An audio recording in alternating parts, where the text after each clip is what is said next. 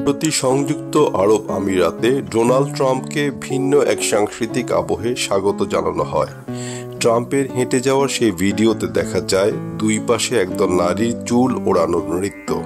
এমন নাচ দেখে অনেকেই অবাক হয়েছেন, কেউ কেউ সমালোচনা করতেও ছাড়েননি। আরবদের ঐতিহ্যবাহী এই চুল ওড়ানোর নাচ দেখে অনেকেই বলছে ভুতুড়ে সংবর্ধনা। এ তো গেল আন্তর্জাতিক অঙ্গনে চুল নৃত্য নিয়ে হাস্যকর সমালোচনা, অথচ এই চুল নিয়ে কিন্তু আমাদের প্রত্যেকের ব্যক্তিগত জীবনে চিন্তা চেতনার শেষ নেই যেন।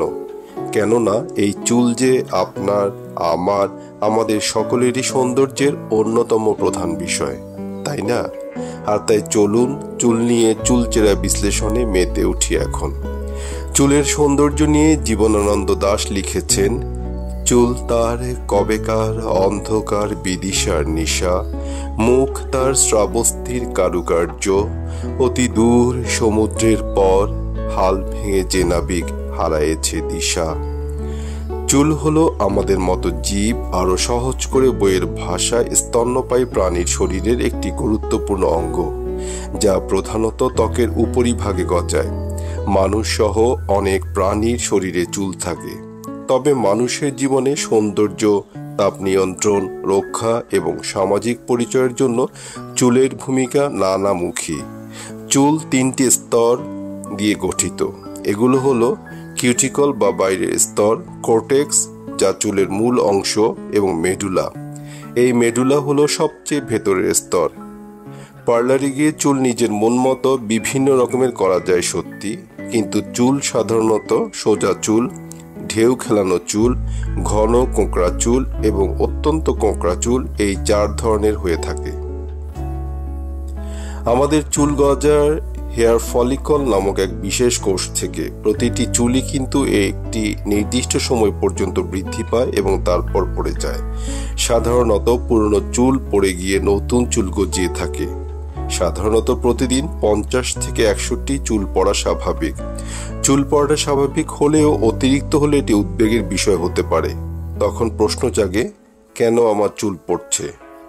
চুল পড়ার কারণগুলো হলো হরমোনজনিত সমস্যা, যেমন থাইরয়েডক, জেনেটিক ফ্যাক্টর, পুষ্টিহীনতা, মানসিক চাপ, ঔষধে পার্শ্ব প্রতিক্রিয়া এবং স্ক্যাল্প বা খুশকির সমস্যা ও ইনফেকশন।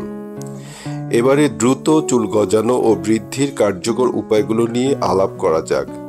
আপনি যত স্বাস্থ্যকর খাবার খাবেন, আপনার চুলের ফলিকল ততই ভালো থাকবে। বিশেষ করে ডিম, মাংস, ডালের মতো প্রোটিনের কোনো বিকল্প নেই। পালং শাক, বাদাম, বেরি জাতীয় ফল ও পর্যাপ্ত পানি খাওয়া খুবই জরুরি, কেননা প্রোটিনের সঙ্গে biotin, zinc, omega 3 fatty acid ও আয়রনও মাথার ফলিকলের স্বাস্থ্য রক্ষায় খুবই গুরুত্বপূর্ণ ভূমিকা পালন করে। প্রতিদিন 5 থেকে 10 মিনিট নারকেল তেল, রোজমেরি ও ক্যাস্টর অয়েল দিয়ে চুল ম্যাসাজ করতে পারেন। এর ফলে মাথার ত্বকে রক্ত চলাচল ভালো হয়, ত্বক পর্যাপ্ত পুষ্টি আর অক্সিজেন পায়। অনেকে চুল স্ট্রেট বা কার্লি করাতে হিট দেন। বাইরে বের হওয়ার আগে হিট থেরাপির মাধ্যমে বিভিন্ন ধরনের স্টাইল করেন। এতে চুলের স্বাভাবিক গঠন ভেঙে যায়, নষ্ট হয় চুলের স্বাস্থ্য, আর এতেই চুল ভেঙে যায়, পড়ে যায়। তাছাড়া চুলে পারতপক্ষে গরম পানিও ব্যবহার করবেন না। চুলে রং করলে অবশ্যই নিয়মিত কন্ডিশনার ও প্রোটিন মাস্ক ব্যবহার করবেন। সালফেট ফ্রি শ্যাম্পু ও কন্ডিশনার ব্যবহার করুন। আপনি যদি চুলে হার্বাল শ্যাম্পু ব্যবহার করতে চান, তবে তা কেনার আগে শ্যাম্পুতে ব্যবহৃত উপাদানের তালিকাটি ভালোভাবে পড়ে নিন।